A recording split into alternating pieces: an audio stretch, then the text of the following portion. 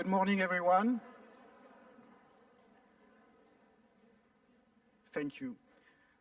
So, good morning, Your Royal Highness, Excellencies, friends and colleagues. Welcome to the EORTC 60th anniversary. My name is Denis Lacombe. I am the CEO of the EORTC, and this is my pleasure this morning to chair this first session with Professor Winnet van der Graaf, the EORTC President.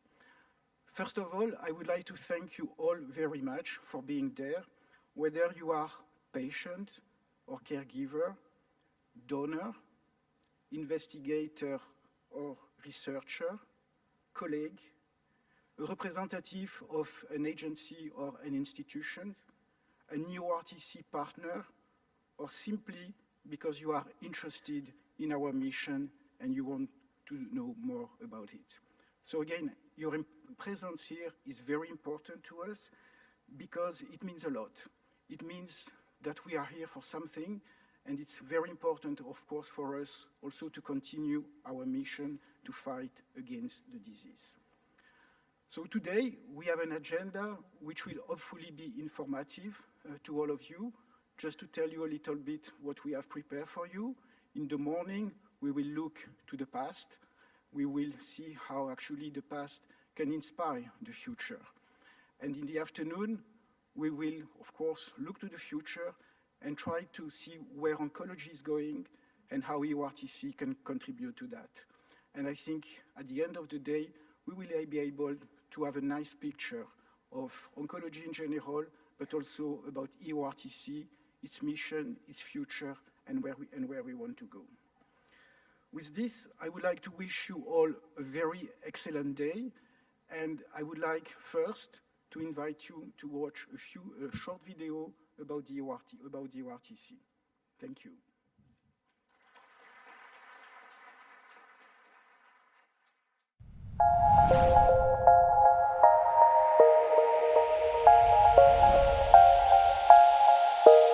EORTC is unique because it brings to Europe multidisciplinarity and internationality. So think about neuro-oncology, think about very rare tumor and even ultra-rare tumor. Think about organ preservation, think about research in quality of life, and so many other therapeutic areas where EORTC has contributed to the standard of care that we can apply today for cancer patients.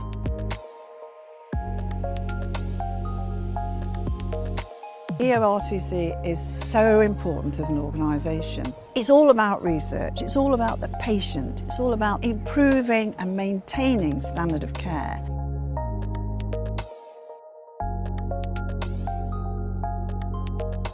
EORTC to me means progressing cancer treatment, because EORTC has shown that the treatment of cancer can be improved in almost every type of tumors.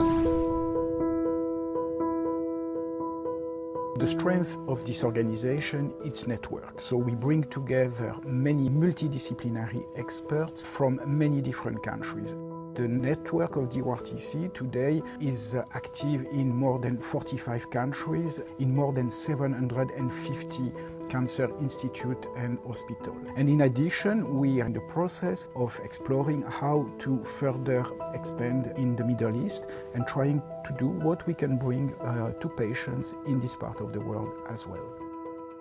There are two major strengths in the EORTC. First of all, definitely the network of investigators around Europe, bringing their fresh new ideas and developing together with the headquarters. And exactly the headquarters is the second main advantage of the EORTC, with a very strong and excellent statistical department. So the network, of course, is very important, but we live in the era of data science. It's about clinical data, it's about imaging data, it's about laboratory data. And analyzing all this data would not be possible without the unique facility in Brussels, the EORTC headquarters. Here we have today more than 250 staff members to organize, activate, conduct, analyze this important clinical research program. So without their excellent work delivering therapeutic progress for cancer patients in the EORTC environment would not be possible. EORTC has been offering new and unique opportunities for professional development in terms of career, research, and collaboration. I learned to know so many nice and interesting people through being an active member of both the Brain Tumor Group and the Quality of Life Group. I've made friends for life, I think. The key areas which identify EORTC as a really important player in the world of clinical trials are collaboration, quality, innovation, and its ability to look ahead and plan for what's happening in the wider world. We live in terrific times. We have new radiation oncology technique, new surgical techniques. Besides chemotherapy, we have immuno-oncology, we have targeted therapy, and you understand that this does not belong to a single company or to a single manufacturer. You need organizations like EORTC that are going to embrace all these type of therapeutic options and try to understand how we are going to optimize this for each individual cancer patient. And this is the role of this organization today and in the future.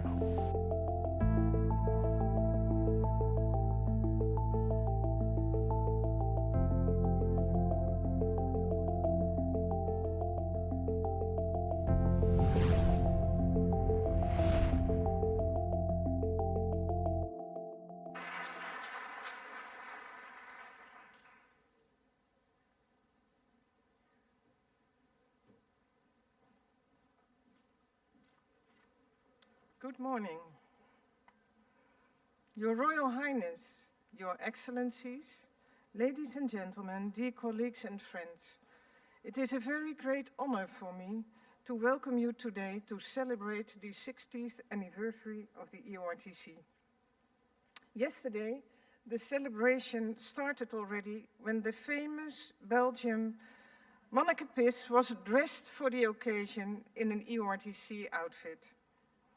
In the evening, the ECRF, chaired by Count Diego de Monceau, organized a big gala dinner where we could all welcome our past and current honorary president of the EORTC, His Serene Highness Prince Albert of Monaco, and Her Royal Highness Princess Dina Miret. And we were all able to share the achievements and ambitions of the EORTC to our donors and friends.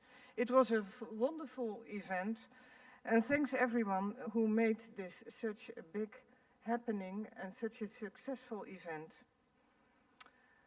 Then coming back to the talk of today. After years of relative, it is impressive to see so many of you in person today. I highly value the fact that you have taken the time and effort to be here, and I know quite a few of you made a long journey to come here and join us today. It underscores the importance of EORTC, the wish to belong, to meet colleagues and friends who you know maybe already for decades. However, it can also be the first event of the EORTC that you are attending, and we warmly welcome you in our midst. For all of you, we hope that you will enjoy this special day.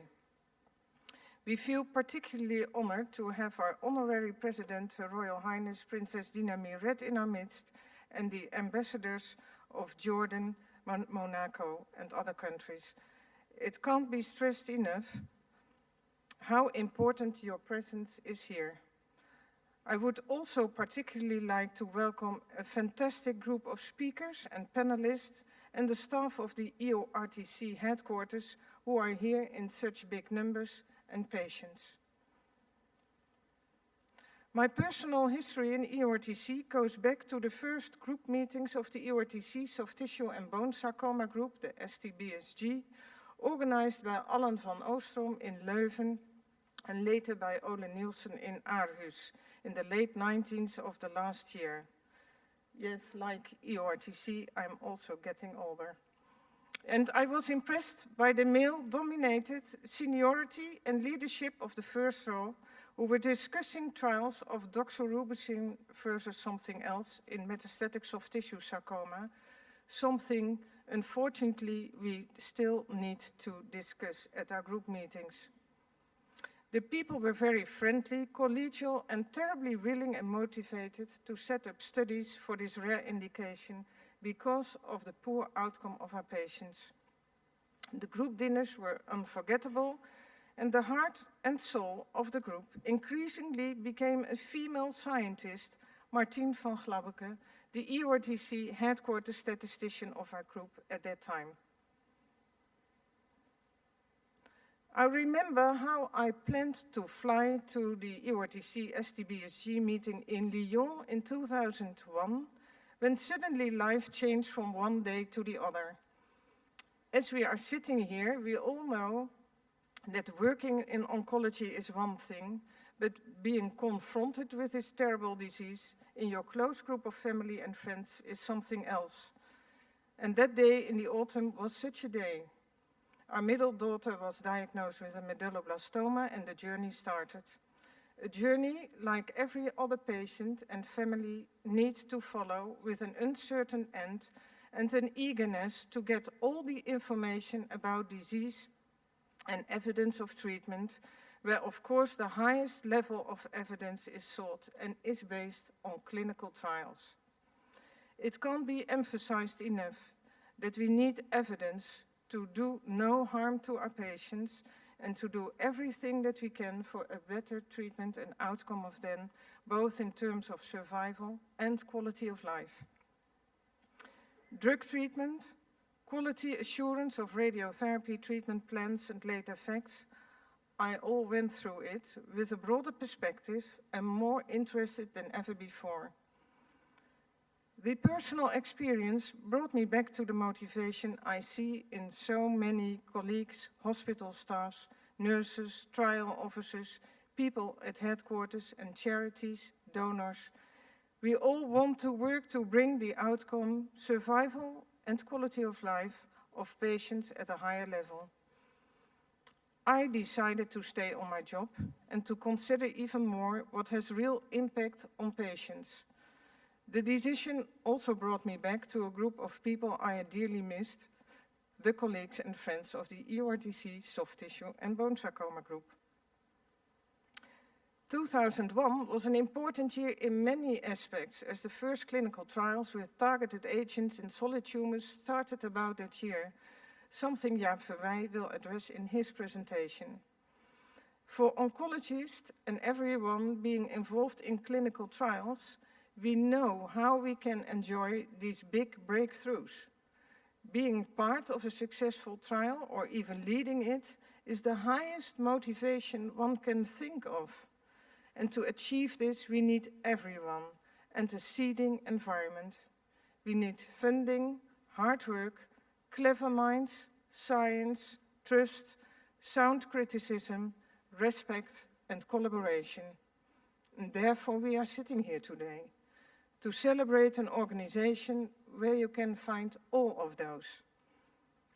It's sometimes easier said than done, as we all know, but we need to keep this ultimate goal in mind. When I was elected as president, I knew I had big shoes to fill, but very few shoes with high heels before me. So it was really time to work on the gender balance. And I do not have to walk this presidency alone. The leadership at headquarters, led by Denis Lacombe, the multidisciplinary members of the board, the other staff at headquarters with so many different professional backgrounds and nationalities, and the numerous EORTC members in the international field all contribute to the success of the EORTC. We are an organization with breakthrough research, with famous trials which will be addressed later today, but also with a 40-year-old tradition of quality of life research. And when I looked up the citations of the famous paper on the EORTC CLCQ30 questionnaire of Neil Aronson and colleagues, I was impressed to see how highly cited this paper still is, with almost 10,000 citations. It was published in 1993, and it is a reflection of the many big achievements of this organization. The patient is increasingly seen as a major contribution to clinical research, which brings me to the patient panel, which we are expanding in size and impact within the EORTC.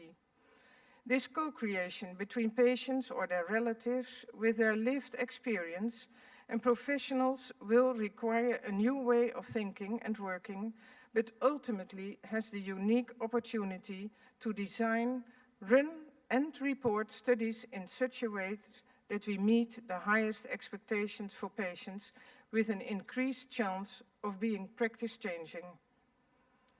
Another big asset of the EORTC is based on data.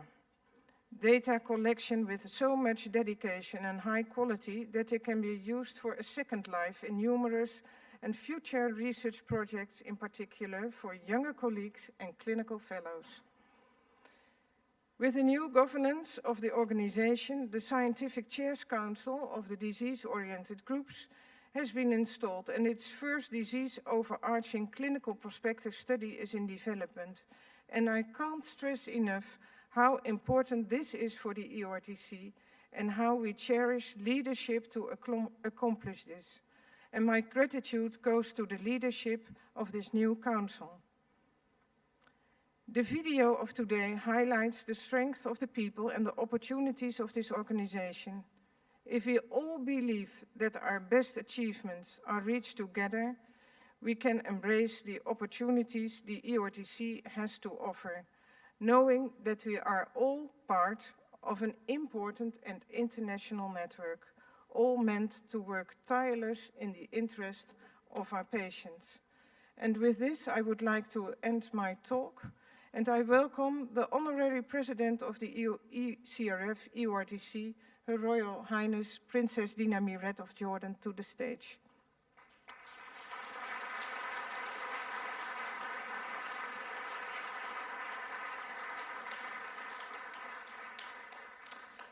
Princess Dina Miret is the leading global advocate for cancer control and non-communicable diseases and has been the president of the UYCC in the past and also is a former Director General of the King Hussein Cancer Foundation.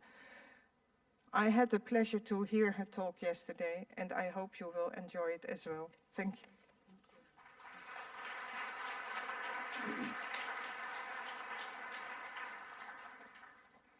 Good morning, everyone. Professor Winnet van der Graaf, EORTC President, Count Diego de Monceau, ECRF Chairman, Dr. Denis Lacombe, EORTC CEO, Mr. and Mrs. Barra, Excellencies, colleagues. On an unusually sunny day on the 17th of November in 1997, in Cambridge, England, we were to hear the most shocking of news. 3 days before our son's 2-year-old birthday, our son Rakan was diagnosed with ALL leukemia. Instead of candles and balloons, we entered the now familiar world of needles, catheters, blood counts, radiation, chemo protocols, statistics, you name it. Amidst the shock, we still had to perform our parental duties, answer questions, and participate in key decisions, as well as comfort Rakan, who was in excruciating pain. There were instant decisions to be made, and medical risk disclaimers and protocols and procedures to be signed off on. You know these forms that you have to sign off before any procedures that you have to go through. To this day, I believe they should erase the acknowledgement sentence that says, I have read and agree with all the above about the so-called potential side effects, toxicity, and risks that may happen, blah, blah, blah, and replace it with we, the undersigned, who are not of full mental capacity and completely devastated, have read the letters before us but processed nothing. Despite that, we understand that we have to sign this document and that we regrettably agree to all the poisons that will be infused daily into the small body of our 2-year-old child, as we have no expert knowledge and, quite frankly, no choice. The reason I am sharing this is exactly why an organization such as EORTC is beyond important. Little did we know then that there existed an organization that was founded in 1962 to act as the guardian angel of cancer patients. Those visionary founding oncologists and researchers understood that amidst the plethora of pharmaceutical drugs, procedures, surgery, and new radiotherapy options that pervaded this emerging untested space that promised to fight cancer, that there had to be an independent body that can make sure that a patient's well-being remained at the center of everything. So for a mother who was signing off on a document to what felt like, at that moment, an almost potential death warrant for her son, to know that an expert organization like EORTC that had formed an expert leukemia group in the 1980s was always weighing in on the latest best approach or protocol for our children, and weighing in on the future quality of life as well, is something to be so grateful for beyond what words can bring. EORTC also understood that a patient's well-being was not just to survive cancer like a broken ship arriving at shore, but to thrive and live a qualitative and productive life. EORTC understood also that the so-called side effects in the early beginnings of the fighting cancer were not so side effects at all, but rather affected quite negatively the quality of life of the surviving patient. So EORTC challenged and continues to challenge those who claim that those side effects were a given and that they were the trade-off for surviving cancer. Over the years, EORTC also challenged the concept of mutilating surgeries and advocated for and validated the possibility of organ-sparing procedures that we now take for granted. They also challenged unnecessary brain radiation for children with ALL leukemia and validated that against the child's particular risk factors. Now, brain radiation for all leukemia patients is not automatically on standard protocols. And of course, there are so many other examples of EORTC's role in bringing in therapeutic innovation and optimization, too long a list for this speech. And what about rare tumors? Or rather, real people who have rare tumors.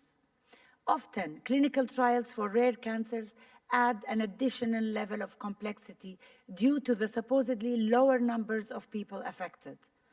Also, drug companies who are not keen to pour in funds to investigate rare cancers due to lower return on investment. However, EORTC conducts clinical trials for people with rare cancers, again, because people are what matter in this organization. And all this did not come about all on its own. It required the careful building of an efficient, complicated, far-reaching infrastructure that spanned all aspects of cancer management, from imaging, radiology to surgery for the whole of Europe. This infrastructure had to encompass and manage oncologists, researchers, statisticians, physicists, patient groups, pharmaceuticals, and all other diagnostic and therapeutic industries across a multitude of countries who are at different landscapes of readiness to enter clinical trials. It's unbelievable. And throughout all this huge multitasking effort, EORTC made sure to maintain the integrity of the data sets and the research, ensuring transparency and equitable accessibility. Most importantly, at a time where commercial interests can sometimes override public health agendas, EORTC maintained their unwavering independence by designing their clinical trials always towards what's best for the patients. Today, at EORTC's 60th anniversary, patient data are still today accessible from 210,245 patients, coming from 1,400 studies conducted across 45 countries with a total of 3,100 members. I am told that what EORTC achieved with the limited budget that they have is almost a miracle.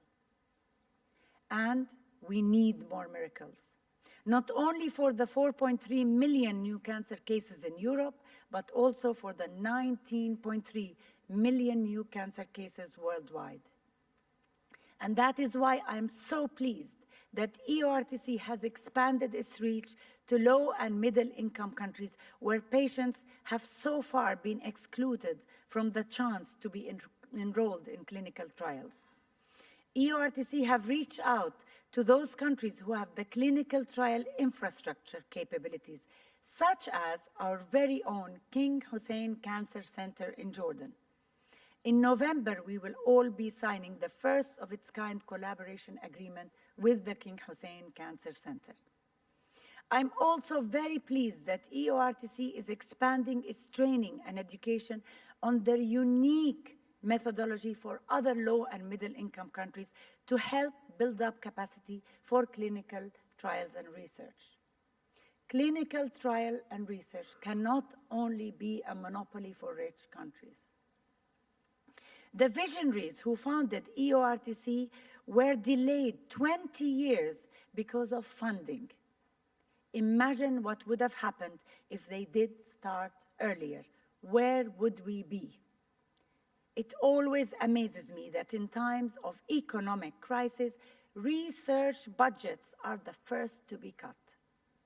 And yet, in times of conflict, billions are somehow found from somewhere in the budget. I would like to know where is that somewhere in the budget where you can find billions. For armament and wars, cancer kills more than 10 million annually, half of the deaths of World War I in just 1 year. It is time for governments and the global health community to understand that this war on cancer will not be won without a war chest. And we can all, here today and yesterday, we were hoping that everybody has the chance to add to this war chest. Yesterday, EORTC presented a list of extremely important projects that promised to move the needle forward in cancer care that required urgent funding. At EORTC's 60th anniversary, one is reminded that EORTC and ECRF is where it is today precisely because it stood on the shoulders of giants since 1962. This celebration today is dedicated to all those past and present who have made it their lifelong mission to serve cancer patients. And that is why, as the new honorary president of EORTC and ECRF, it is truly my honor to take up the mantle from His Highness Prince Albert of Monaco. I certainly have big shoes to fill after His Highness's 8-year commitment and dedication to this amazing organization.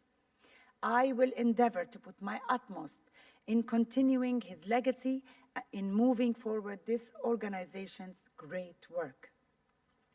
Thank you, EORTC and ECRF, for fighting cancer with the highest ethics and standards. Thank you for being the guardian angel of cancer patients. Thank you very much.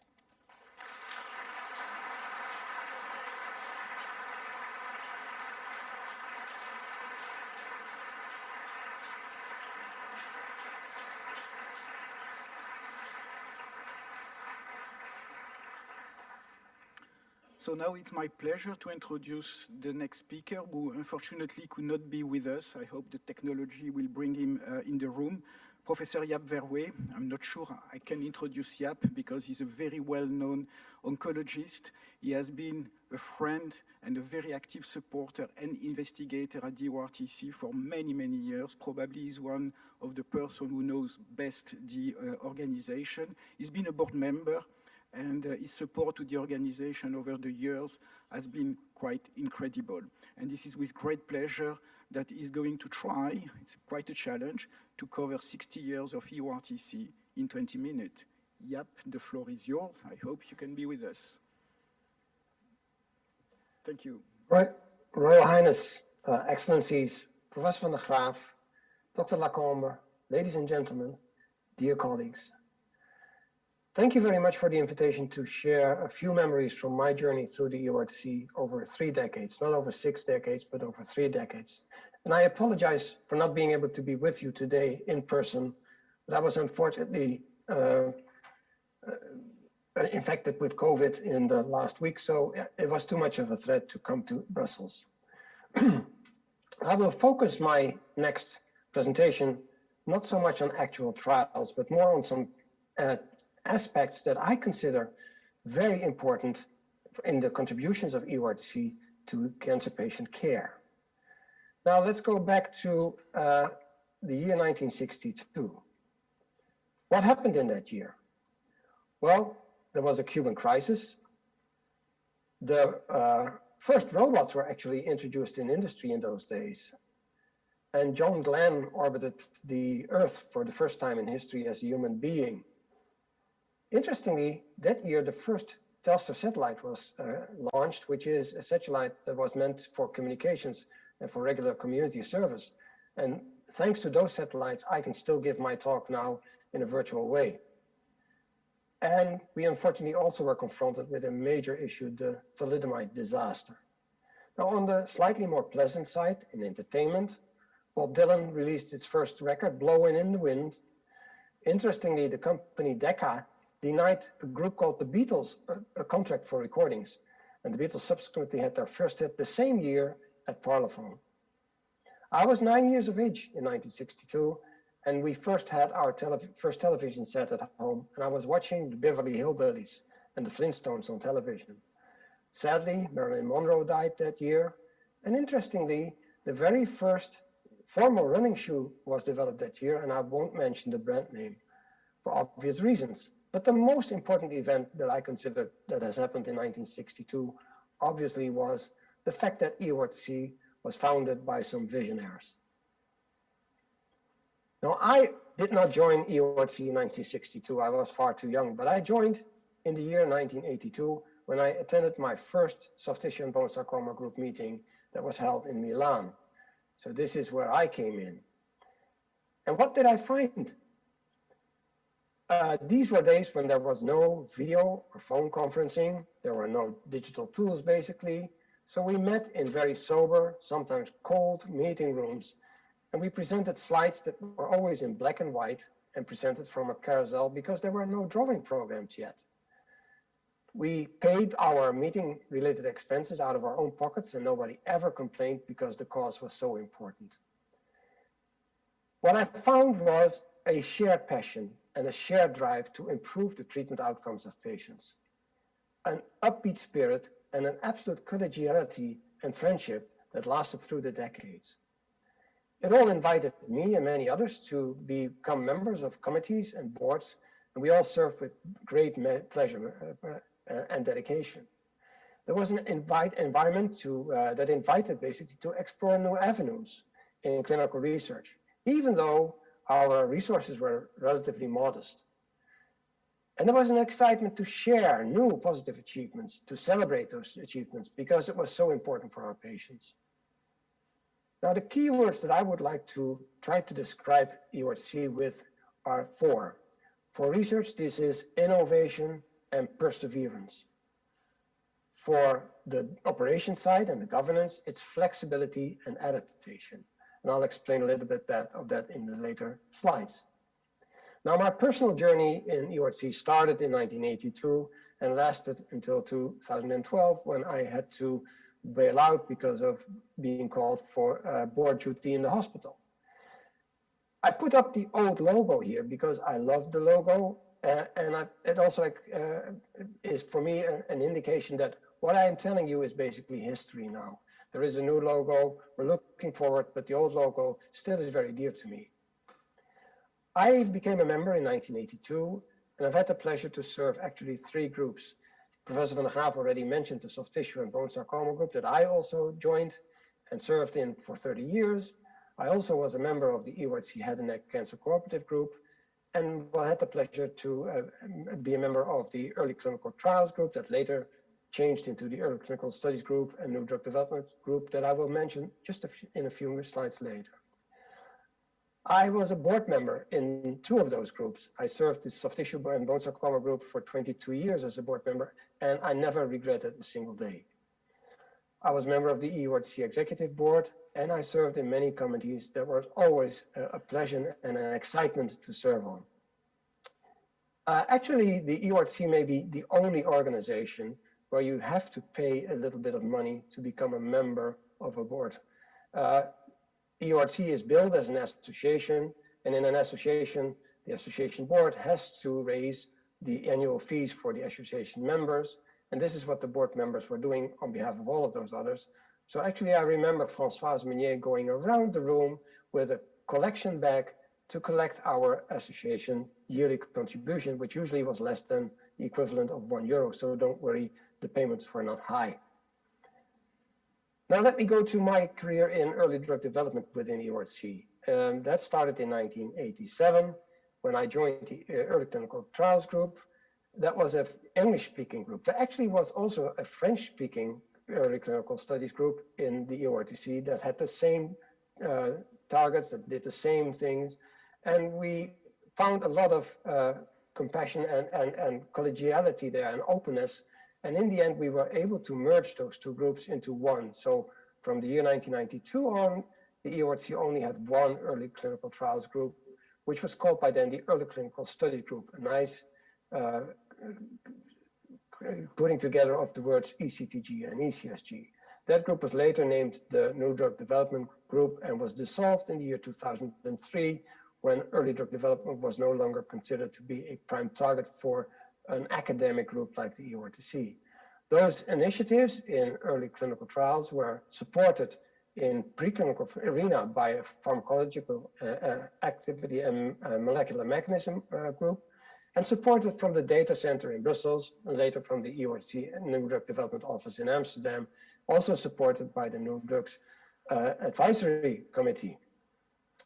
Always, early drug development is important. And that brings me to this slide. I already mentioned that there was modest support. We had the great honor to get support from the EORTC Foundation. There was support from the national charities in the various countries that EORTC was working in, but there was no support from the European governments.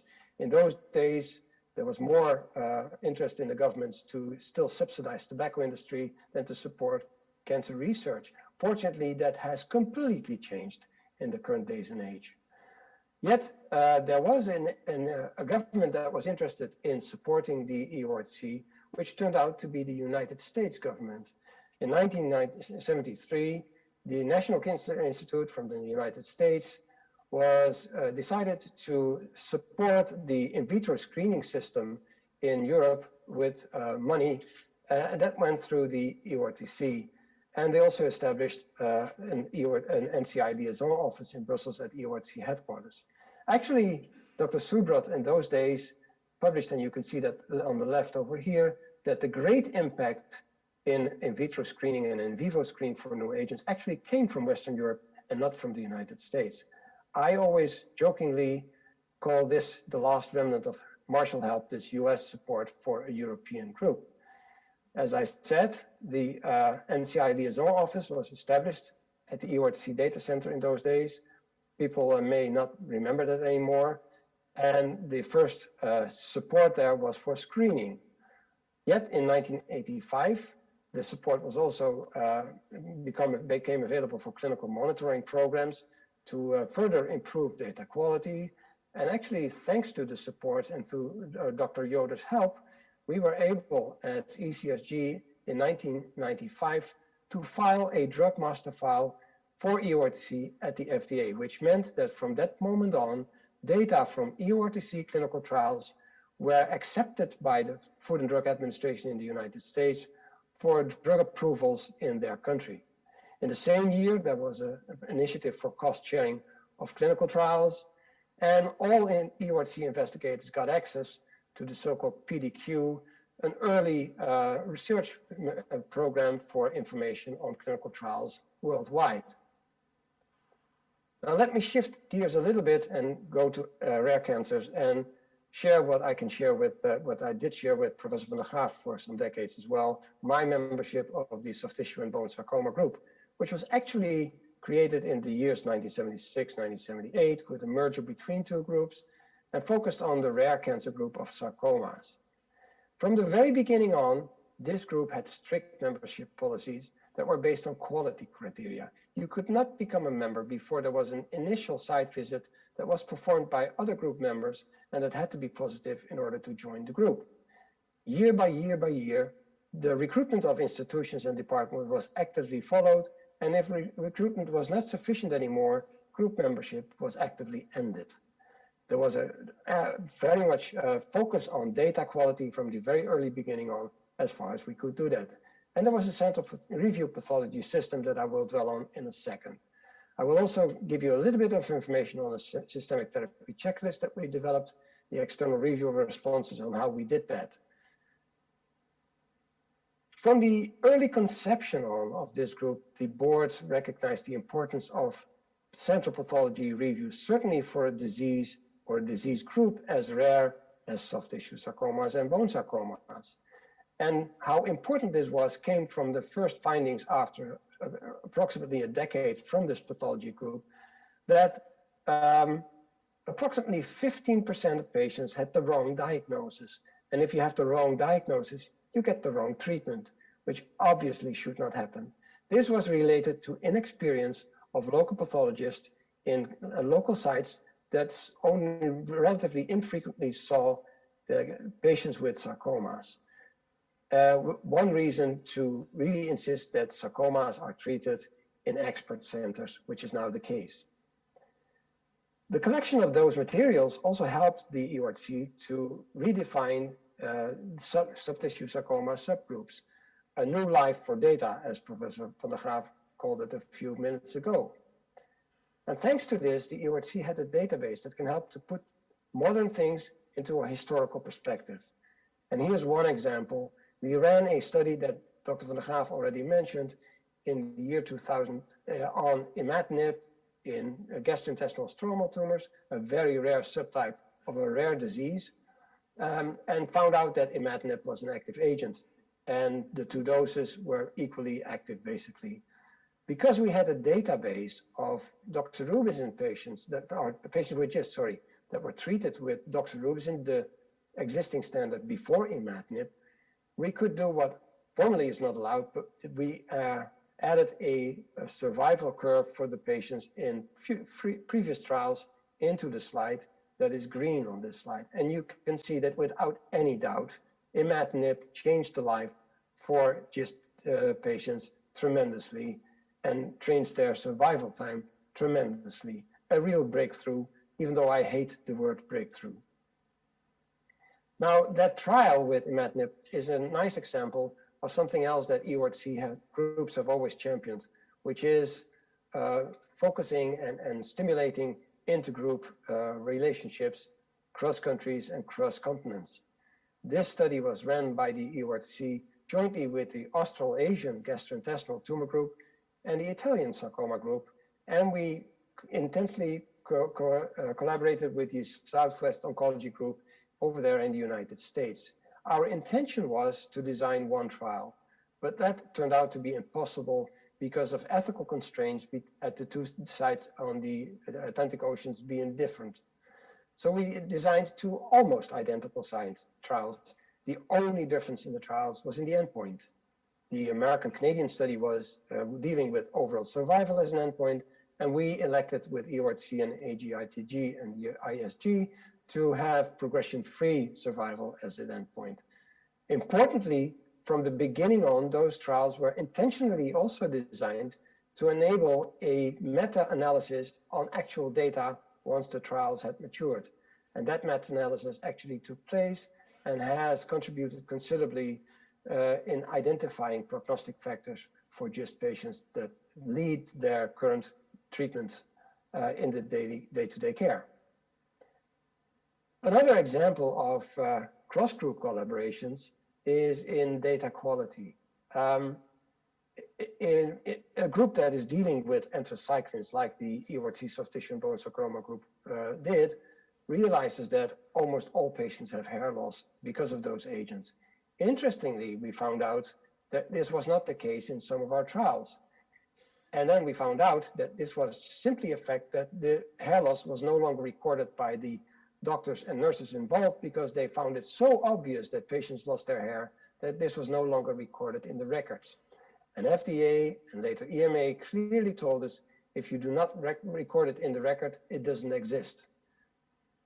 That stimulated us to develop a so-called systemic therapy checklist, which was a paper file, only one page, where you could insert the data on side effects, whether they did occur or whether they were absent. And we started checking this across sites and checking the introduction across sites, but also within departments, within one site, and found out that there were major issues between sites, that there even were differences between different departments in one institution in the quality of data that was provided. With the introduction of this form, that quality majorly improved, as we could show in a publication in 1992. Currently, charts like this are integrated in the electronic patient record as a standard. Now, another important thing is nowadays we are used to independent review of responses. We need to know for sure that a claimed response is a real response. But in 1988, this was not yet the case. And yet the EORTC and soft tissue and bone sarcoma group had a system where we as investigators all carried big bags to our meetings and showed the images, the real images of the radiology to our colleagues. And response was only accepted in the group if it was confirmed by at least 3 other members of the group that were not involved in the treatment of the actual patient. That system served for many, many years, and in 1988 we invited Dr. Steve Wither, a United Kingdom radiologist, to check on the validity of the system. And he found out there was a 95% concordance between his expert assessment of the response and the non-radiology expert clinicians' assessment of response. So the system has major validity. Nowadays, independent review of responses is a standard part of many, many trials. The EORTC soft tissue and bone sarcoma group helped to identify standard of care agents like doxorubicin, already mentioned, in 1984 ifosfamide, by performing large randomized prospective trials. And then in 1993, we had an interesting experience with AT743, a drug called actinicidin by then, now known as trabectedin. That agent was tested in animal models, and there were some unexplainable data and some concerns on toxicity. And the NCI in the United States that we collaborated with decided to halt the studies.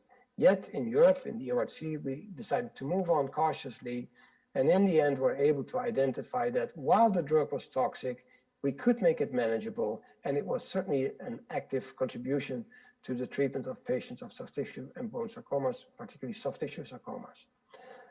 So in 2007, this drug got approved in the EU, and usually approvals in the EU are later than in the United States, but in this case, the EU approval came 10 years before the one in the United States. We already have the history of imatinib that was mentioned by Professor van der Graaf. Interestingly, the phase 3 trial of that drug was designed on one day, October 31st of the year 2000. We started the study in February 2001, completed it in January 2002 in record time. And over time, we had 1,646 patients entered in 2 parallel design studies. And Professor van der Graaf herself coordinated a large study on an agent called pazopanib that also turned out to be active in soft tissue sarcomas. Now, another important event was the decision of the EORTC board in 1991 to appoint Professor Françoise Meunier as Director General of the EORTC. Françoise has a fantastic contribution to the EORTC. She helped to professionalize the EORTC data center from day to day to day. She put the EORTC onto the international and particularly the political agenda and has been the best advocate that we could ever imagine for EORTC. We moved to a new building in 1991, I think it was. And in those days, the EORTC grew and grew and grew. And here's a figure from 1998 where actually 6,594 patients were entered into clinical trials throughout the EORTC, a phenomenal number.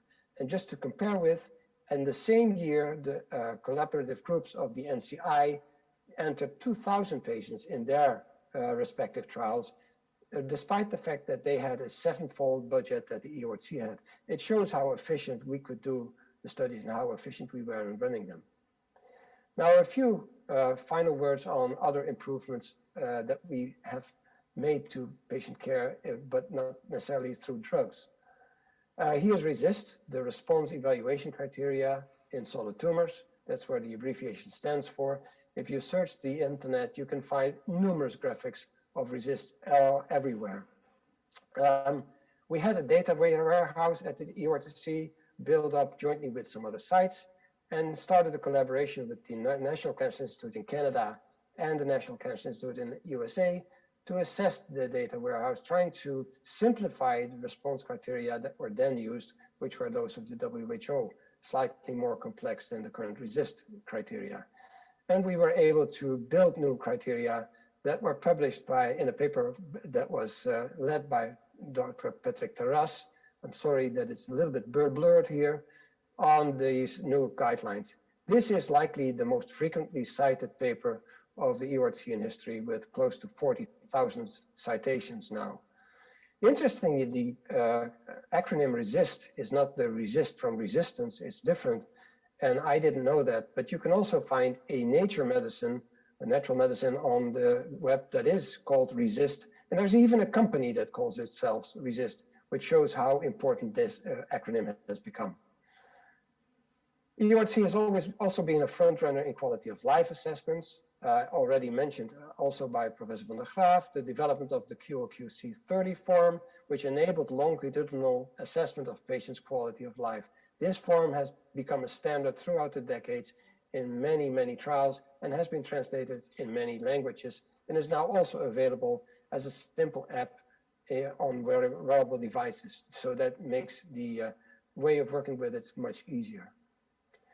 There are many other contributions that I will leave to the EORTC presidents that will be in the panel that follows this lecture. But just to mention a few, EORTC was involved in the standardization of the estrogen receptor assay important for breast cancer, and had involvements in major improvements in standards of care, such as breast conserving therapies, immunotherapies, radiosensitization, and interesting also on the adding of local hyperthermia to systemic therapy.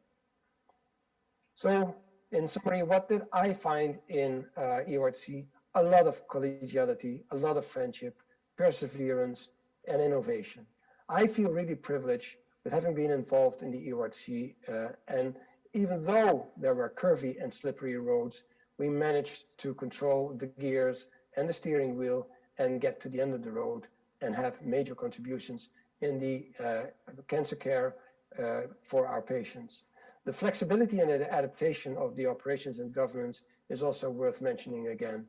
I think EORTC has contributed considerably to the care and the future prognosis of our patients, which of course is also thanks to the current Director General of the EORTC, Dr. Denis Lacombe, who took over the steering wheel from Françoise Meunier in 2015. Now, I cannot end without really paying a tribute to the great leadership of EORTC. We have had 18 different presidents over the years, starting with George Mattei in 1962, and currently Professor Vinette van der Graaf took over that responsibility relatively recently. Thanks to the leadership of those people, their inspiration, their willingness to innovate, their willingness to really contribute, to collaborate with others, we have been able as EORTC to really pave the way in improvements in the care of our patients. And it has been a pleasure serving this as an individual investigator. So I would like to wish you, EORTC, a very happy 60th anniversary birthday. And I sincerely would like to express the hope that by the year 2062, I might not be alive by those days anymore.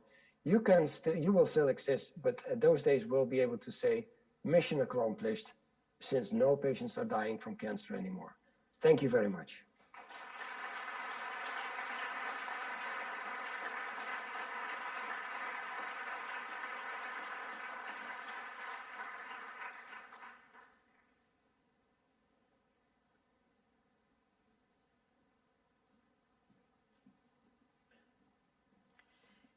Thank you, Jaap.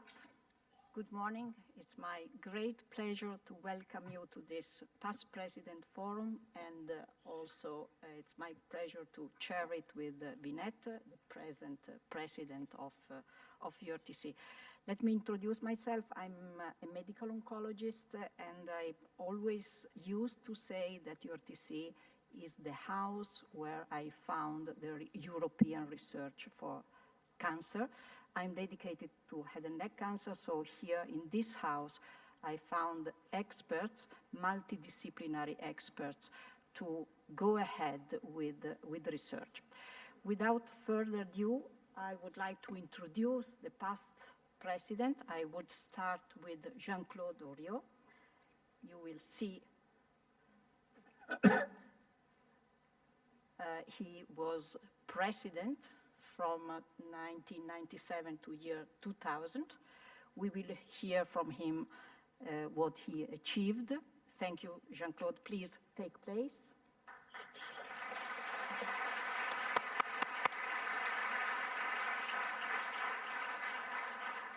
Now it's the turn of Alex Eggermont. Please take your seat on the podium. Thank you very much. A big applause to him.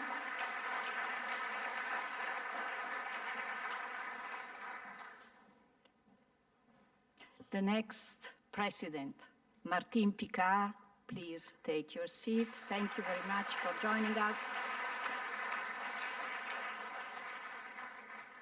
Jean-Yves Blais. Thank you, Jean-Yves. Roger Stoop. Thank you, Roger, for joining us today. And last but not least, Surgeon Bertrand Tombal. Thank you very much for joining us. So Vinette, maybe you can also sit here. Thank you very much. So I will give you just 2 words of introduction to this panel. For me, this is a prestigious panel of EORTC presidents who all have really contributed to oncology in general. This is for me and for us an historical landmark to have this panel of presidents. It comes not every day that you have all these distinguished colleagues on the podium and answering maybe to our questions. We would like to highlight some of the key contribution of EORTC to oncology, and we will pause on some major landmarks, milestones which have changed the life of cancer patients. So if I would like to rephrase a little bit what has been said by Jaap before, he spoke about innovation, perseverance, flexibility, and adaptation. So let's see how those presidents paved the way of EORTC everyday life in terms of innovation, perseverance, flexibility, and adaptation. With that, I would like to ask Vinette to start with the conversation with our presidents. Thank you, Vinette. It's a real pleasure to be able to ask these questions today and to be in conversation. I am replacing Jaap, who unfortunately can't be here today. And I think it's good that he has stayed at home. Thank you, Jaap, by the way, for your very nice overview. I would like to start with you, Jean-Claude, because in a chronological way, you are the first president here today. And you also brought in expertise from the radiotherapy perspective, which is of course very important. I already addressed it very briefly, that quality assurance was not in place in the older days. Could you elaborate on that? What did you bring there in your period of presidency, but also during your time you were in leadership roles within EORTC? Yes, you can use this microphone, yes. Well, I will not speak about my presidency because I joined EORTC in 1968. So I'm probably one of the oldest survivors of this period. And I would like to have since I have the privilege to see in this audience young people that I had never seen before, just to let them know what EORTC was at the very beginning, because they cannot imagine what it was at the very beginning. First, cooperative clinical research in Europe did not exist. There was some national expertise in UK, in the United States, but nothing in Europe. So EORTC was the result really of a few visionary people that really believed in science and European cooperation. Of course, Henri Tagnon, Georges Maté, Maurice Tubiana, Klaas Breuer in the Netherlands, Birgit van der Werf-Messing, etc. I apologize for those I'm not nominating, but who really built that organization from scratch. And during the first year, very few things happened. There were very few trials. And to give you an idea, radiotherapy and chemotherapy were forming a single group, because chemotherapy was almost totally inefficient, or only started to be efficient in disease like Hodgkin disease. But in solid tumors, it was really when patients were a very advanced stage, we could do really nothing, and these were the first attempt of chemotherapy. Therefore, it was not up until 74 that we had to split chemotherapy and radiotherapy, and in fact chemotherapy just merged into the lymphoma group, and on our side we had the radiotherapy group. But it was not until 78 that we could activate the first trial in radiation oncology. At this time we were speaking of radiotherapy, not radiation oncology, which is a sign of the importance of the work that was achieved later with regard to integrated cooperation with groups. And another thing very important which happened in the radiotherapy group is that we started to have some activity, and in 78, one man came, Emmanuel van der Schuren, and he and I would have, at the very beginning, very few chances to cope together. I was considered as an American product because I had been trained at the MD Anderson Hospital in Houston, and Manu van der Schuren was trained at Stanford University, and both University in Texas and University of California were not really coping well together, and our respective mentors, Gilbert Fletcher on my side and Henry Kaplan on Manu's side, were really enemies. But immediately Manu van der Schuren and myself decided that we had to make peace and to together try to develop European cooperation. And the first important thing that we did together was, and Jaap Verwes said a few things about that before, was to activate quality assurance in cancer research, in cooperative cancer research. You cannot imagine, you young people, that at this time there were a few large institutions that were able themselves to activate trials without any help from nobody. And therefore, the medium-sized institutions had really some relationship of, I would say, vassality with the large ones. And quality assurance gave us the chance to show the importance when activating common trials to restart from everything. In other words, we were compiling data from different parts in Europe, but quality assurance was performed at the level of the data center, but everything which happened to the data center was not checked before. And as far as radiation oncologists, we had to check that the quality of radiation was the same in all Europe. Therefore, the unit of radiation at this time was the rad. It's now the gray, but you know, one gray is 100 rads. And therefore, we had to make sure that one rad in Amsterdam was the same that one rad in Leuven or in Dijon. And this was not a simple affair, because you need to have qualified physicists. Well, all physicists were qualified, but not necessarily with the same tools, with the same techniques. And we had the chance that one first attempt of quality assurance in radiotherapy was performed in Scandinavia, and that one physicist, Carl Axel Johansson, had participated to this project, and he was a member of Göteborg Institute, which was at this time a member of EORTC. So we activated the first quality assurance in radiotherapy by having certified instruments by the International Atomic Energy in Vienna, circulating through all radiotherapy centers.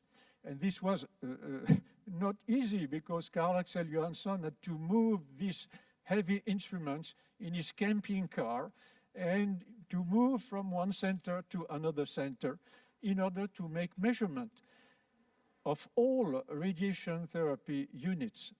And we, of course, took advantage of that to check the charts, and from the charts themselves to compare to what was entered in the EORTC form. And this worked very well in our own centers, in most of the medium-sized centers, but we were not necessarily welcome by the very large centers who were seeing these young people of less than 40 years old arriving to control these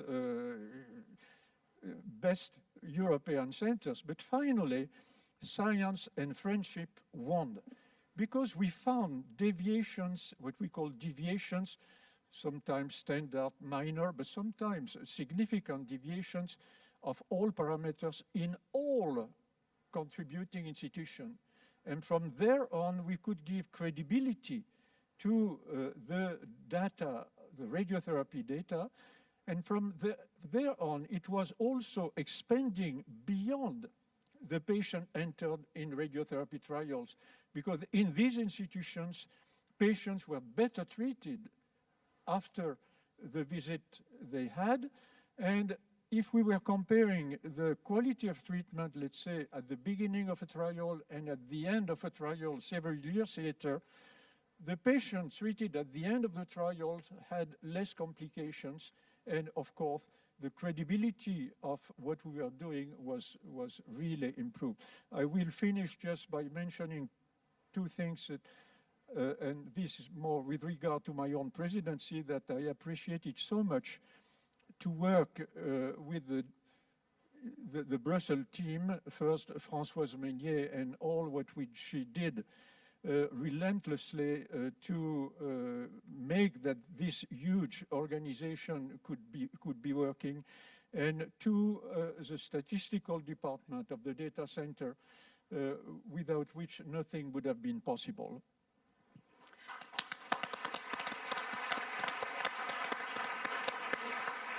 Thank you. Thank you, Jean-Claude. I think that your keywords were no deviations and expansion into other fields of knowledge, I think. This brings me to Lex. When we spoke about your presence here today, you were always referring to critical mass. To me, critical means important and also knowledgeable somehow. So you are well known for your melanoma studies, and you witnessed, I think, all the research that has been done in the last year in immunotherapy, including interferon and immuno-oncology, immunotherapy. So can you elaborate a little bit on your achievement in your capacity of enlarging and on having this critical mass, bringing together people? Yeah, thank you. When I joined the EORTC melanoma group, 1988, I had just come out of 2 years of National Cancer Institute laboratory immunotherapy development and tumor immunology years with Steve Rosenberg's lab, which at that point in time was the best place in the world to be. And that's where I basically made the decision, I'm a surgical oncologist, that I would live a hybrid life and that research would gradually take over, that I would do soft tissue sarcoma surgery for the fun of it, but that I would dedicate my life to immunotherapy development, and then the target tumor was melanoma. And so, having worked directly also in context with the melanoma program of Steve Rosenberg, that's where I knew I had to go.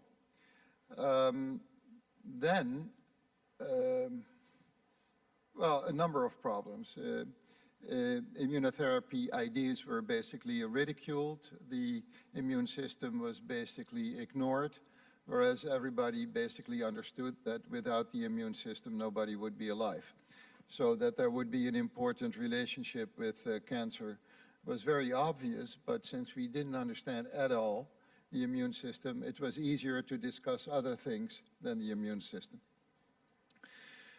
Now, melanoma is a relatively rare disease because the large majority of melanomas are thin ones and will never metastasize. But so the mass of patients that you can work with in your own country is very limited. And so to learn something and to be able to design useful trials that could lead to conclusions, expansion of a network or the establishment of a network and then the expansion was absolutely necessary. The EORTC melanoma group was a very charming group with a lot of people who were interested in immunotherapy. And, but the point was the network was too small. And so I dedicated years, this was before emails. And so I was in Rotterdam, head of surgical oncology, and I got complaints that the fax bills of my office ran over 20,000 guilders per year. So that's more than 10,000 euros just in faxes. And that at that time was just like unheard of. But I need to create a barrage of contact and identify in each country further vehicle persons, if I can call it that in a not so charming way, to expand network, and therefore establish a network that would be the leading network to do adjuvant trials in melanoma in the world. And it's just a matter of organization to meet a requirement of critical mass. If you have no critical mass, you will be ignored for the next 20 years. So I prefer to think just very operationally and then go after that until it's done. So it's been a wonderful experience because the melanoma group is very multicultural, and this, of course, is one of the benefits. I mean, diversity is everything. Discovering that the other cultures that you meet are actually quite more interesting than your own culture, and that this is a reciprocal feeling for most, not for all, but for most. And the wonderful thing about that is that you discover how different countries have found different solutions to common problems, and you pick up the benefits of pick and choose and put those things together. So it's just been, yeah, very nice. Thank you.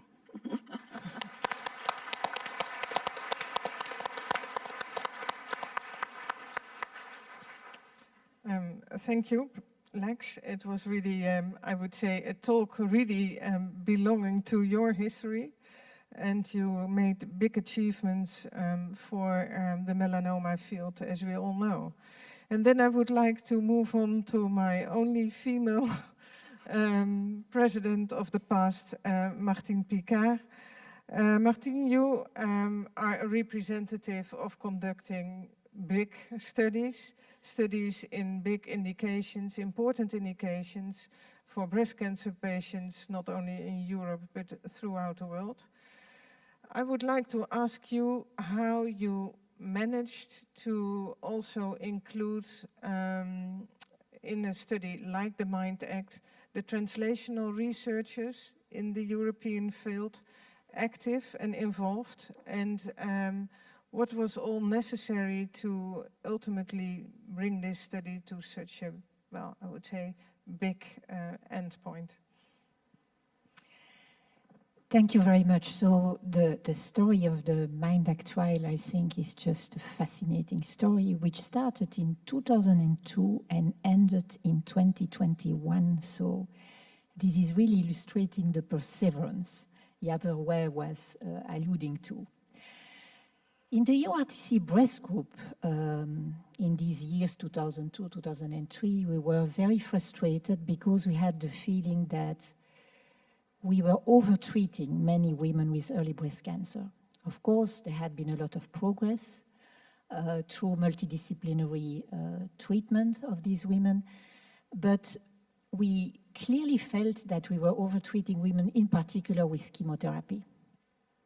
And we noticed one day a very interesting publication by a brilliant research team at the NKI in Amsterdam.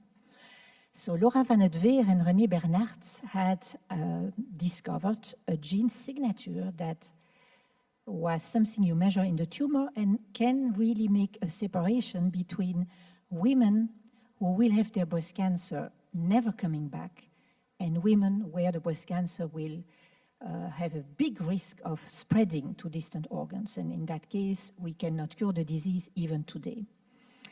And then we started to dream about validating this test. This test is what we call a biomarker. It's very difficult to do research on biomarkers, much more difficult than research on drugs. And we had this crazy idea to apply for an EU grant. I can tell you, in retrospect, if we had known all the difficulties, I'm not sure we would have had the courage to go into this adventure.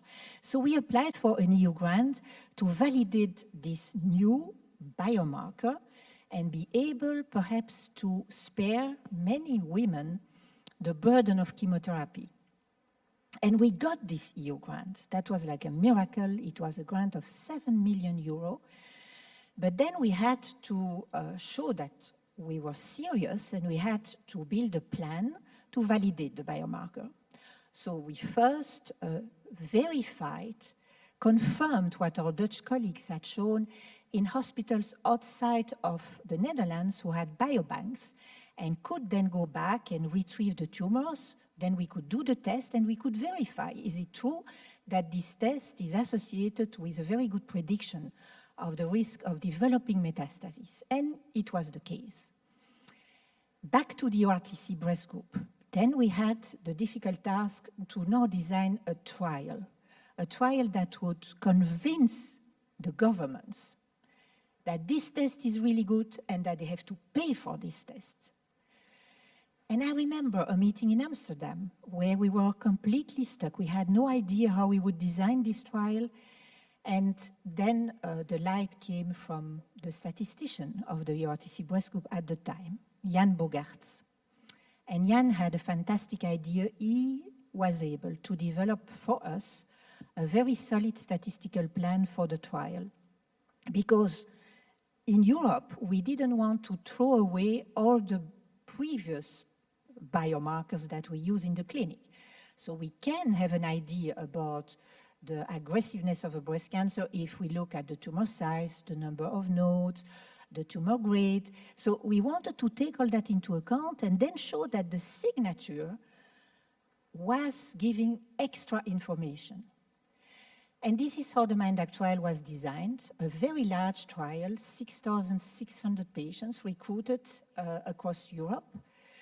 And what we had to demonstrate was that if you had a high clinical risk, so if the doctor thought, oof, this cancer doesn't look too good, but the signature of our Dutch colleagues came back indicating a low risk of metastasis, that these women would do very well without chemotherapy.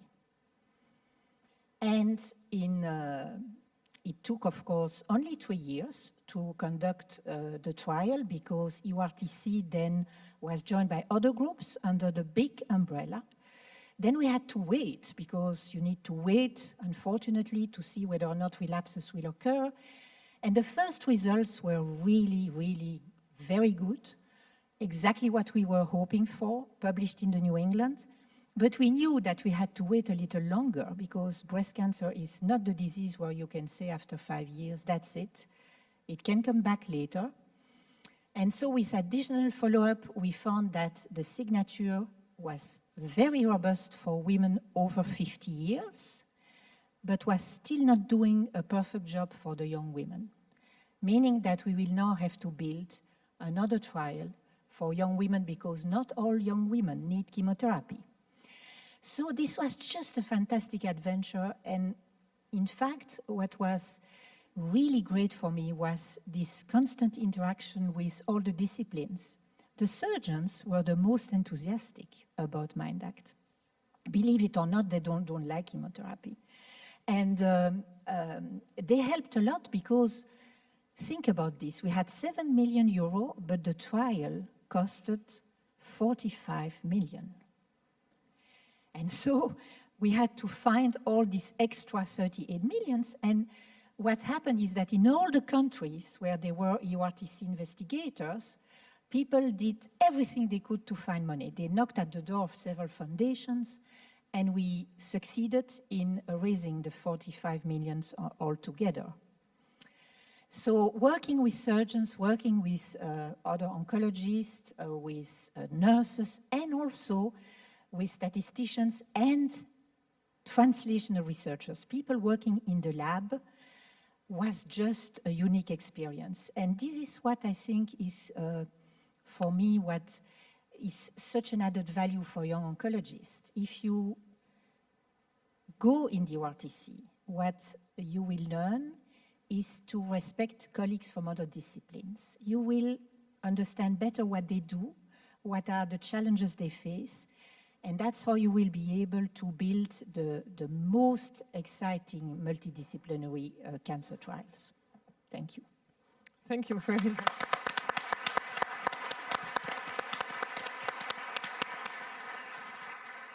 Thank you, Martine. Now we're switching gear to Geneviève.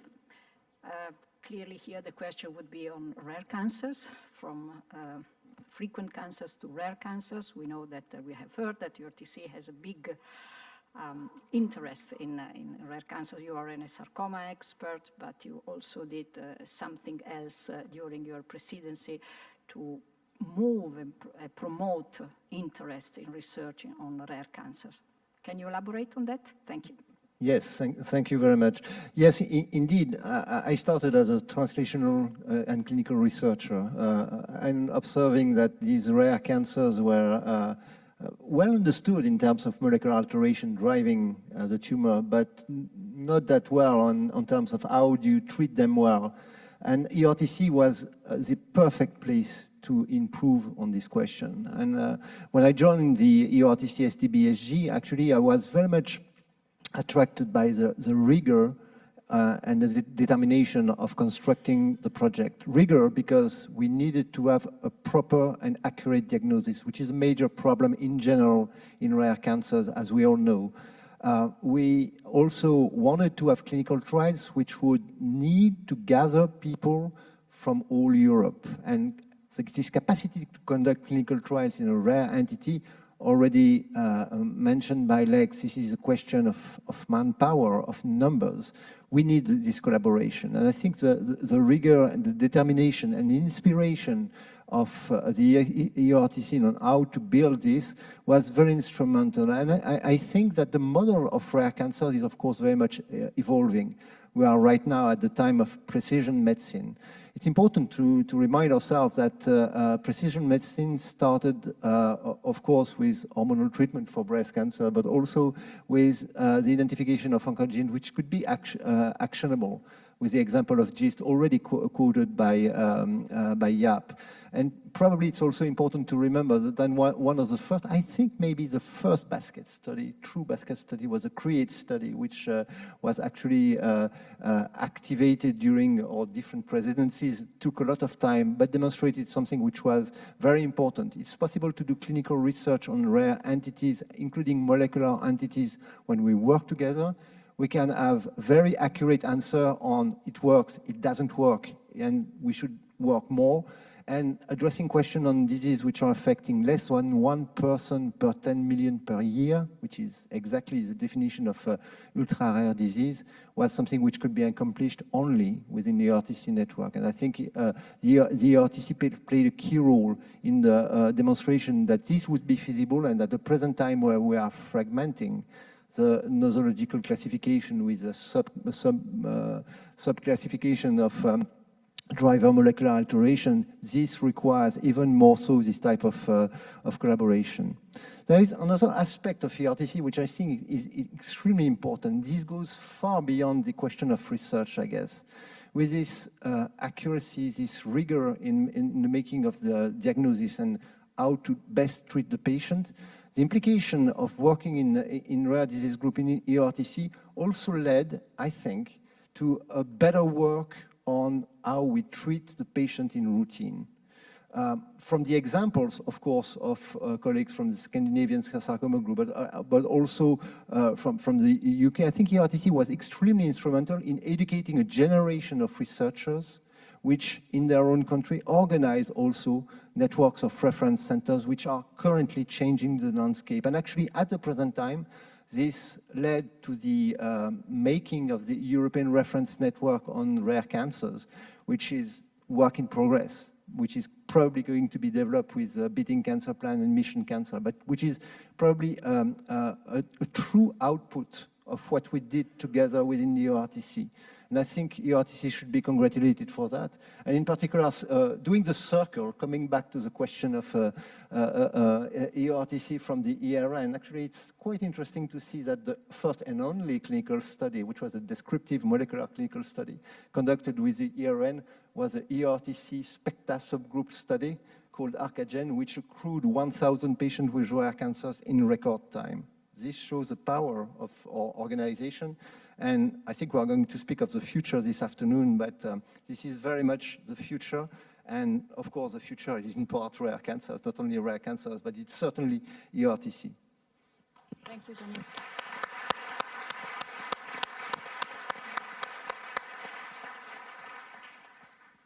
Thank you, Jean-Yves. I think you can talk for a long period of time about all these rare cancers, but we move on to Roger. Roger Stoep, who has, well, conducted a very famous study. I think there are not many people in the audience who can say that a current treatment is named after himself. But Roger, really you have introduced the STOOP schedule, which we all apply in glioblastoma, also in wherever in the world. And we are here to listen to your story. How have you conducted trials in brain tumor, which is such an, well, I would say delicate organ, and where we not only face glioblastomas, of course, but also very rare brain tumors. What made the EORTC for you a very helpful instrument to run such studies? So first of all, congratulations to all. And I think it's the family here who does things. And actually my story starts with meeting Lisa at the head and neck meeting in 1993, 1994 in Washington. And after the meeting you go out, I didn't know anybody. I was at the time still in the US. So with the Italian crowd, you knew we had quality of life and fun. So that's how we all started. And some of us have gotten older, Lisa didn't. So, so that's how it started. When I moved back to Europe, I joined the head and neck group, a very dynamic group at the time, a group that Jean-Claude Oriot has greatly contributed with organ preservation. And along the lines in the mid-1990s, I think when I trained, we made progress by working together.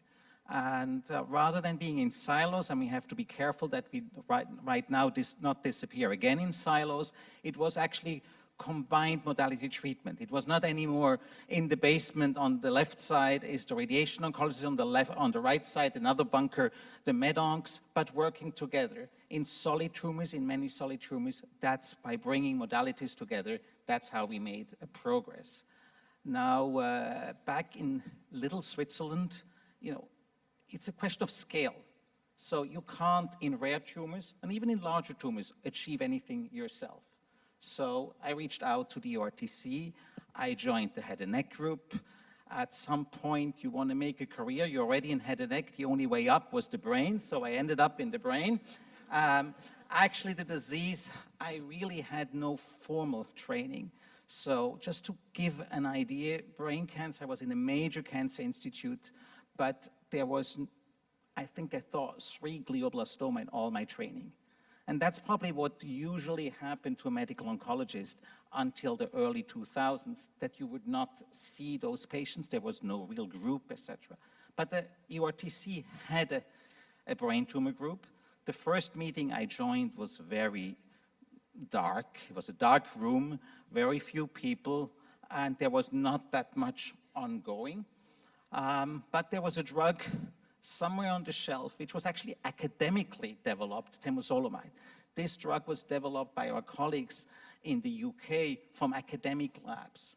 And the drug only saw the day of light because there was a personal friendship between Malcolm Stevens, who created a drug as a pharmacologist, specifically to have a drug that actually crosses the blood-brain barrier, one of the impediments we have when we treat brain cancer, and Colin Turnbull, who was the head of R&D at Schering-Plough, who took it then to a commercializable level.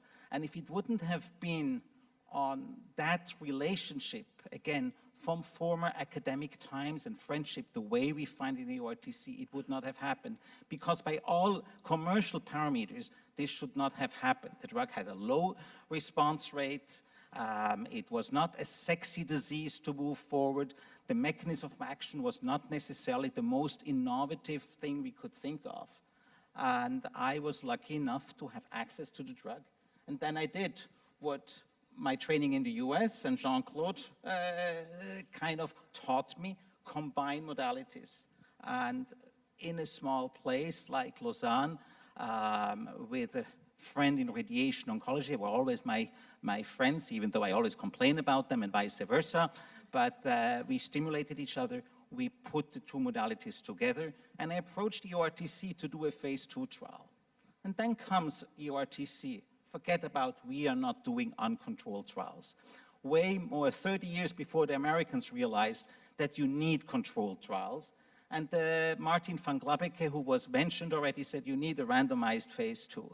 One thing I learned, never argue with the statisticians. So I said, okay, fine, you want to do it randomized, I'll have it randomized. I was started completely different.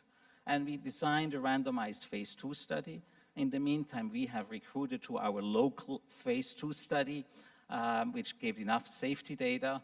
And at some point, the data looked intriguing enough to last minute change the phase 2 study into a phase 3 study. No registration idea. Actually, the company's input came very late, hardly any funding, but highly motivated people. Whether this was in the EORTC, whether it was my team in Lausanne, where everybody would walk at Christmas with temozolomide t-shirts around and play. And I think that was the energy. And the rest is history. Yes, the phase 3 trial was positive. If it is a little bit complicated and you have a short name, then it gets named after you. I never name it like this. Actually, it was a collaboration between EORTC and NCI Canada, and Elizabeth Eisenhower is here and was instrumental and called me one day, can we participate, can we collaborate? And so the trial recruited in less than 2 years, close to 600 patients. And then I got to present it at the plenary session in at ASCO, which was a true highlight because I had 10,000 people, of which 9,900 have never heard of brain tumors or glioblastoma, and I had to give them in 12 minutes the background on the disease and the results, and this is actually worth treating. So all this really happened thanks to a family like EORTC, friendship, dynamic, challenging each other, a lot of dinners in Brussels, good dinners. Françoise Meunier knew all the great places. The privilege of, for some years, leading that organization to ups and downs, growing, resizing, downsizing. I think it's really seeing this flourish. But also I would like, and I hope we can't see who is in the back there because we have the lights, but I hope there's a lot of young people here who are not being discouraged by the amount of paperwork, complexity we have these days when we run trials. We're not good enough, not only in brain tumors, in cancer, to repeat the same mistakes over and over again because of data protection or of this reason or that reason. We don't share the data, we don't analyze. And it's way more fun and gets us more if we do quality assurance with clinical trials rather than having now accreditation and other things we come up with, policing each other whether we do the job well. With that, congratulations and thank you for having me.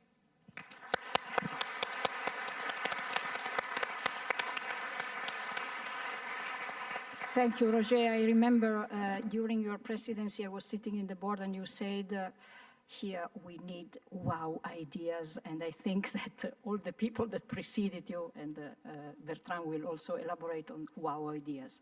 So Bertrand, you are a surgeon and you are the immediate past president. I served as vice president during your presidency.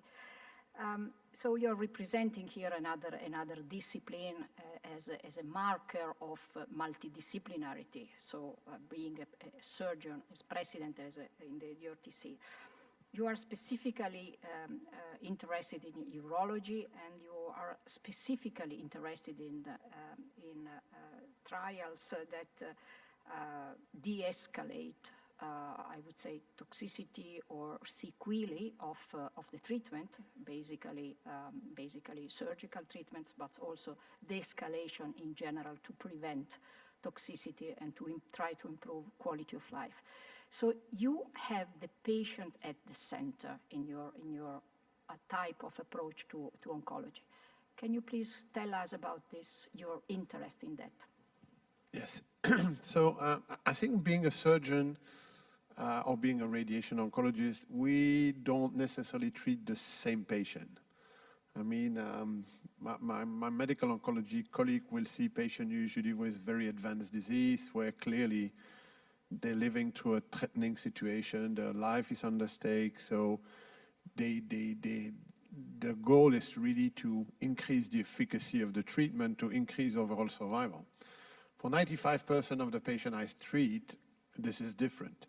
We are treating patients which very luckily have been diagnosed very early, where in I would say 70% of my patients, only surgery will remove the disease, but then you're facing other concern is that they will basically live forever with the consequence of the treatment. So I used to say that we cure patients, but we also hurt a lot of patients. So we do a lot of consequences. And I still remember very well meeting Professor Louis Denis, which was one of the former president, also a urologist, by the way. He introduced me to EORTC because after retiring for EORTC, he created one of the most successful patient coalition in Europe, which is called Europe pour WOMO, which is the Prostate Cancer Patient Coalition. And the concern of the patient was that, well, how can we measure actually, what can we do about measuring the impact of our treatment? So that's why, to me and most of my colleagues, what attracted us to EORTC is the capacity to monitor and watch patients for very long period of time, because, you know, most of my patients, they will survive me. I mean, I'm treating now the patient my boss did surgery on, and my young colleague will follow mine in 10 years from now. And this is one of the aspects of EORTC. I think if you do Google it also, you're going to see is the capacity we have to monitor quality of life and complication, not complication like, you know, acute complication, but if you take urology, that's a cancer that affects the sexual life of patient, that affects their emotional life. We are the only, EORTC has developed the only instrument to measure that. So if you go everywhere, it's very funny because I was in Singapore last week looking at poster by resident, and one was looking at the improvement on control of sexual life by robotic surgery, and the tool he was using was EORTC PR25.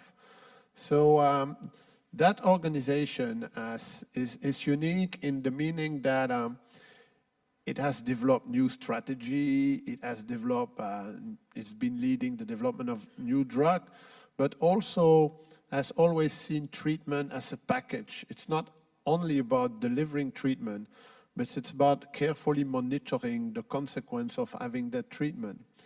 And this is very important for us who treat patients at earlier stage of disease. And then it's absolutely natural that you evolve towards the next question is, does everybody need treatment? There's been a trend which I think has been heritated for treating advanced patients, especially when you come with new drug. You don't realize that when you move earlier, you may expose these patients for 10, 15, 20 years of treatment. There is a very famous EORTC trial in the world of urology it was in collaboration with SWOG and Canada. That was one of the first to investigate intermittent treatment, meaning that instead of treating patients forever, to treat them by phase. And that study is once again a landmark. And why is it and why is it for us so important? This is because we have different objectives than patient with, unfortunately, you know, I've got good friend in the hematological world. They don't have the same concern. Hematological disease are life-threatening disease. I like to say that the disease I treat, the treatment I have, the quality of life-threatening treatment. So that's why, to me, that was actually what brought me to EORTC, is that this kind of doing holistic cancer research, meaning that you're not only looking at hard endpoint, but also about the consequence of your treatment, and that's super important. So thank you, Bertrand.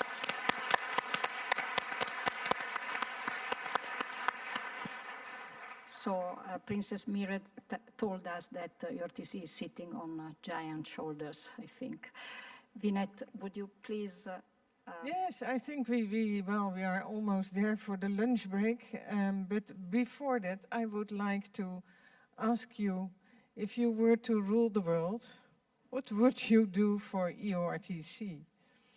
And Surgeon rule the world, so what do you want me to do more? I'm sure Alex will not disagree. Response. Yeah. Well, Jean-Yves, I think if you could do it, you could do something for the EORTC. Where would you like to focus on?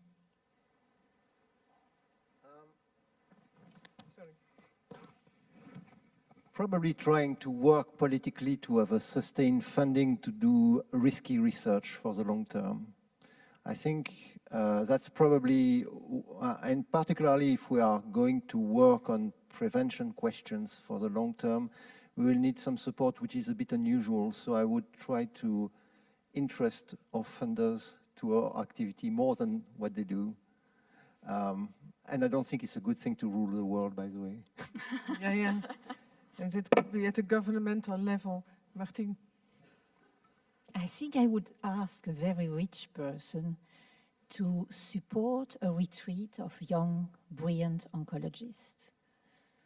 Because, and then, sit there and explain to them the importance of the research EORTC is doing, in particular as a counterweight to the escalation of treatment that we see today under the pressure of the pharmaceutical industry. And why am I saying that? Because I think that this is the biggest threat to the EORTC. If we don't have this young generation following and working like we did, but the environment is more difficult today, we have to recognize that, then EORTC will be in danger. So maybe that would be an event that could, by taking very brilliant young people from different countries. It's important because the pharmaceutical industry has understood that. So they approach these people and they help them in their career. We will discuss that in the afternoon. So EORTC has to show to these young people that there is more to do than being the principal investigator of the phase 3 trial of Company X, because the questions that matter to patients, such as, can I have less treatment and be cured anyway, these are questions that only organizations like the EORTC can address. Yes, I think we all embrace these pragmatic trials nowadays, which are not funded by pharma, of course, as a matter of fact. And we should really take the opportunity to work on that. And happily there are EU grant options, but that's, we need a more sustainable way of doing this kind of research. I think, Lex, you also would like to add something on your perspective? Yeah, if I can come back to critical mass as a core element of being able to do anything and achieve anything, if we need to address and participate in prevention and early detection programs, which at some point we will have to do, and I think early detection of lung cancer is a good example. Although these are at the same time national healthcare program systems, we should be able to actually put forward what we're actually very good at. And that is be a multicultural and high diversity organization where in the end the young talents and the new stars can find each other and can have influence on the network level per country and see how we keep the European Union dream and Europe alive.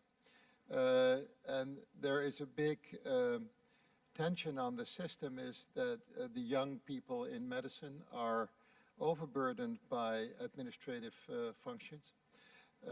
Everything is automized, but you still now have to, on your computer screens, have to tick hundreds of boxes to get the file going.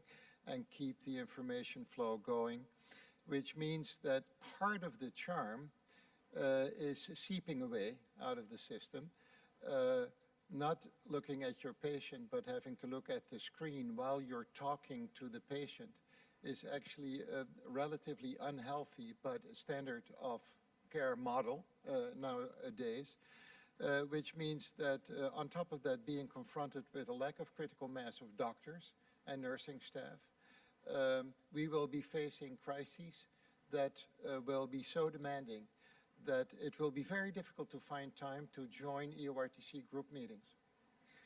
Many of those will be replaced by Zoom sessions, whereas we need to see each other and enjoy each other and touch each other and so on. That's what we need to achieve and to get a continuity in what actually created EORTC to a level of an organization which was, in a way, typically European and multicultural. And that force is seeping out of the overall opportunities that society offers us. And so this may be a relatively sobering story that I'm telling you, but we need to seize a number of new opportunities to put our heel down and our foot in the sand and say, well, we can be very good at contributing to a number of new developments that we need to contribute to and where we have exceptional expertise. So when you say get young people together, that's always a very good idea, but these difficult themes need to be on the table because they will need to find solutions. They will need to find solutions how to create time, to see each other, and keep the machine rolling. Thank you.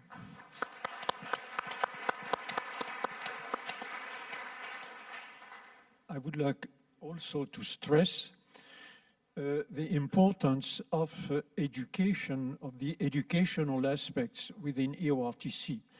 These happen at many levels.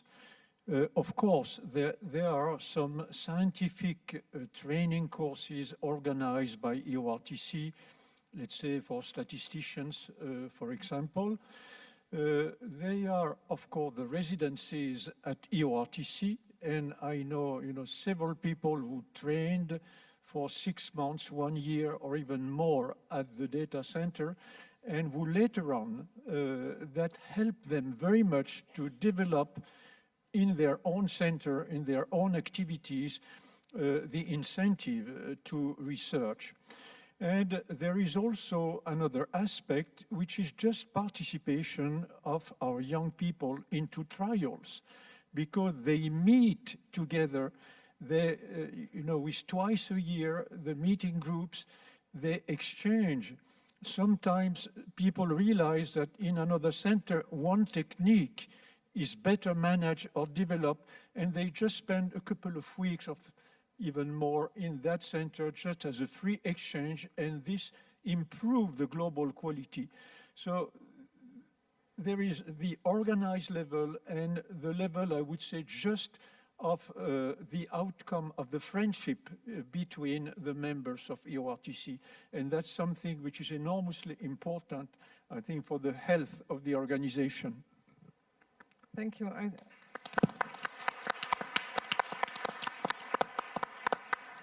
We have heard a very good ideas.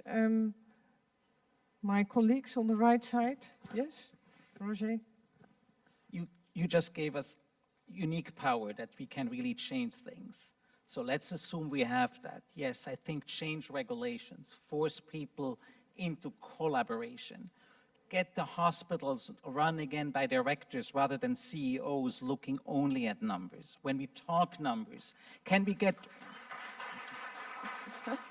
if every hospital would have a mandate to support clinical research, just 1% of our turnover, of our revenue, go back into clinical research. Right now we have to justify towards our hospital administration anything we do, every extra step, and this is now research, somebody else should pay. We spend more money in figuring out who pays for. So it's not that we need huge amount of money. The money is there, we're spending it in healthcare, but we don't spend it wisely. Even a negative medical trial will give us results and move us forward. I think that would be tremendous, rather than having this secluded numerous systems and redundancies. Thank you. And maybe we also need a president. Well, the question is whether we also need to enter other organizations and we are currently working for and thinking a bit out of the box, whether we should really be more involved in politics at European level, because there are driving forces. And I was saying, if we can rule the world, we also need to be able to do it. Bertrand. Very briefly, if I had unlimited resource, I would engage into educating the patient, because I think that most important message is the one we hear from you, that when you're confronted to a diagnostic of progression or whatever, you have absolutely no clue of what is a clinical trial, So if we could make that ideal world where every patient would ask the doctor whether is there a clinical trial I could join for my treatment, then we would totally revert the process. And not making like a clinical trial like, oh, it's your last chance, we don't know what to do. There is always, when you randomize somebody, there is always a component of uncertainty. But why does he offer two choices? He doesn't know what I need.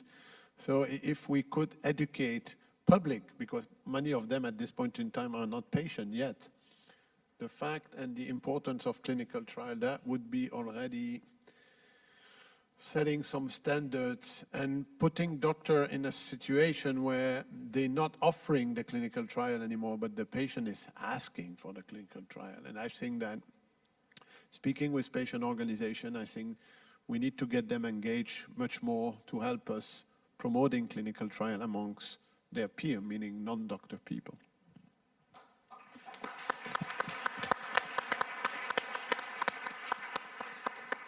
I think we all can't agree more. And Lex, your last comment? Yeah, so basically the phrase is, so everybody is talking about innovation all the time, right? But what we need to deliver is access to innovation. And that is our task. And that needs a special infrastructure and it needs funding. That innovation is taking place in multiple different types of organizations and is in part a different world from us. We do not necessarily bring the innovations, but we should deliver on access to innovations. And this is what patients are asking. They say, well, enough about innovations. Where's the access to innovations?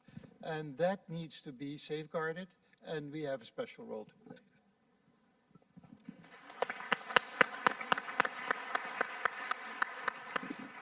So I think that we have to close this session. It was like really an exciting panel and forum. Let me thank you for participation. Let me thank again the panelists for being with us today. And thank you. Have a nice meeting. Thank you very much.